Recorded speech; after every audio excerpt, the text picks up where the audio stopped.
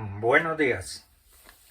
La palabra de hoy dice: no os adaptéis a este mundo.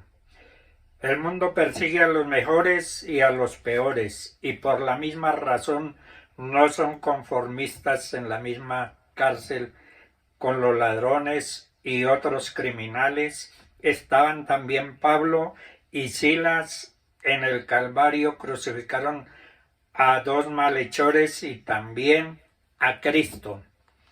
La forma del mundo es transitoria, inestable y pasajera, porque la apariencia de este mundo pasa. El mundo no tiene forma permanente, su forma es pura apariencia.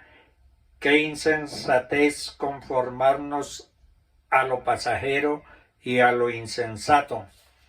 No os conforméis a este siglo, sino transformaos por medio de la renovación de nuestro entendimiento. La renovación de la mente es efectuada por el Evangelio. No hay otra manera de lograrla, y sin la renovación de la mente no habrá transformación.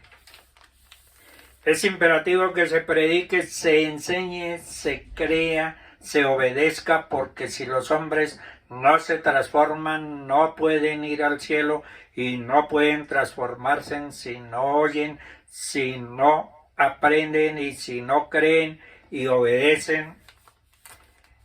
El Evangelio se dirige al corazón del hombre. El creador del hombre es el autor del Evangelio. El Evangelio es apropiado al hombre. Hay una concordancia perfecta entre el hombre y el Evangelio. Somos transformados a la semejanza de Cristo. El pueblo de Dios son los imitadores de Dios, poseen las mismas cualidades, las mismas características. No somos semejantes a Dios en poder, desde luego, pero en carácter sí. Conocemos a Dios porque Cristo vino al mundo para revelarlo. En Romanos 8:29 dice: porque a los que antes conoció también predestinó para que fuesen hechos conforme a la imagen de su Hijo.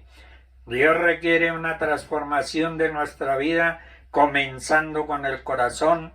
No aceptarás sus títulos. La renovación es la libertad de estar sujetos a Cristo.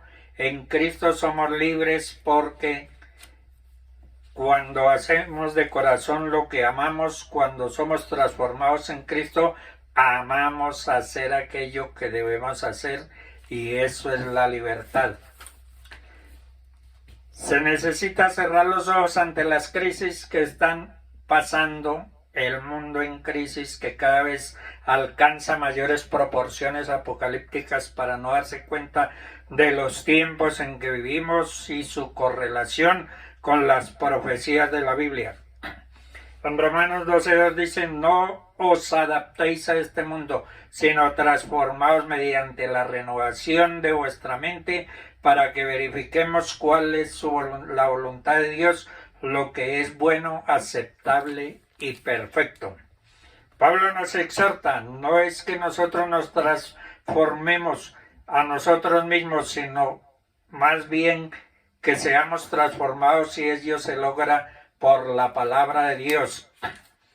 Es el Espíritu Santo, por medio de la palabra de Dios, el que renueva nuestra manera de pensar y actuar y nos transforma.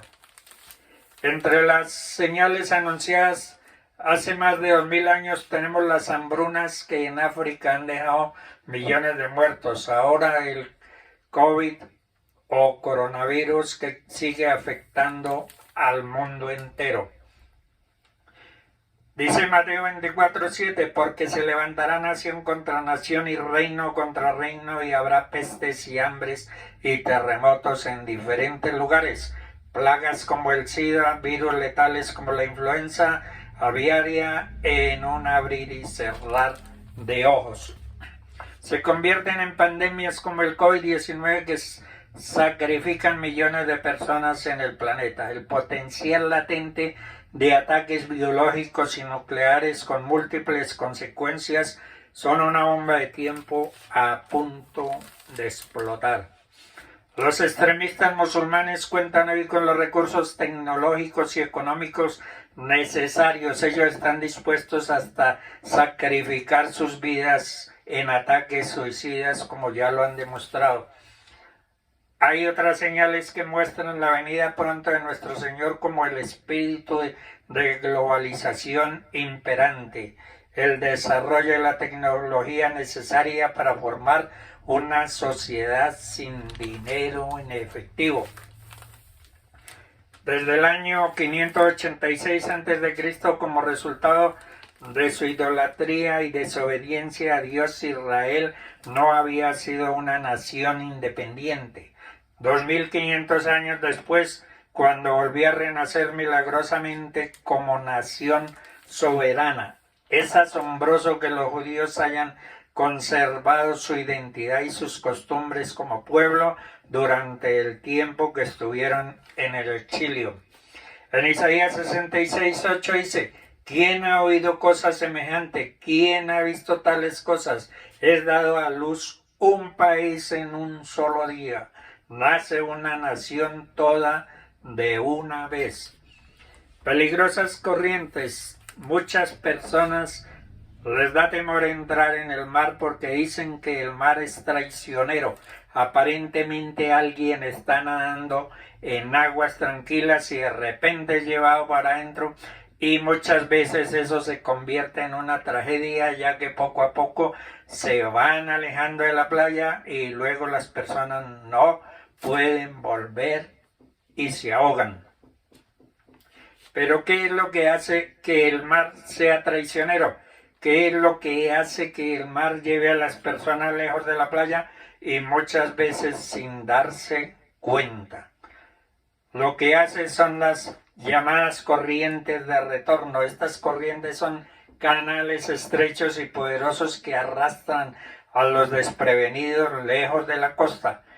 Pero si aplicamos esto a nuestra vida cristiana, podemos decir que hay algo aún más traicionero que el mal, y es la mundanalidad, la cual está gobernada por Satanás, de la misma forma como el mar con esas corrientes sin retorno van alejando a las personas de la costa hasta que no podemos regresar. Así el enemigo usa corrientes peligrosas para alejarnos del camino del Señor, para alejarnos de la iglesia, llevarnos lejos y enredarnos en la mundanalidad, la cual está gobernada por Satanás.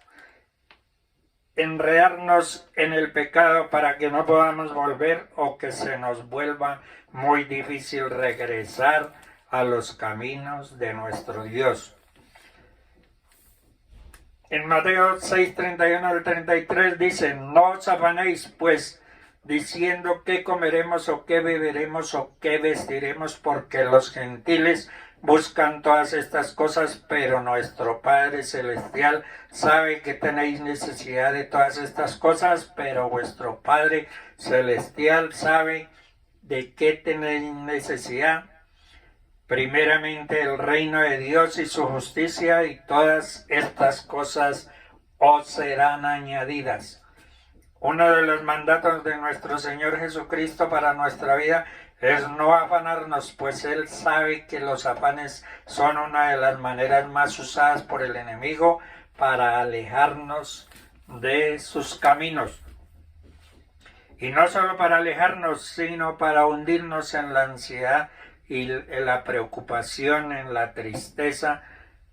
¿Por qué nos afanamos? Nos afanamos porque las preocupaciones van cargando nuestra mente y nuestro corazón. Estamos llenos de cargas por los problemas de la vida, por la economía, por las deudas, por el futuro y por la enfermedad. Y eso hace que nos afanemos por encontrar solución, por encontrar una respuesta, por encontrar una salida a nuestros problemas y preocupaciones.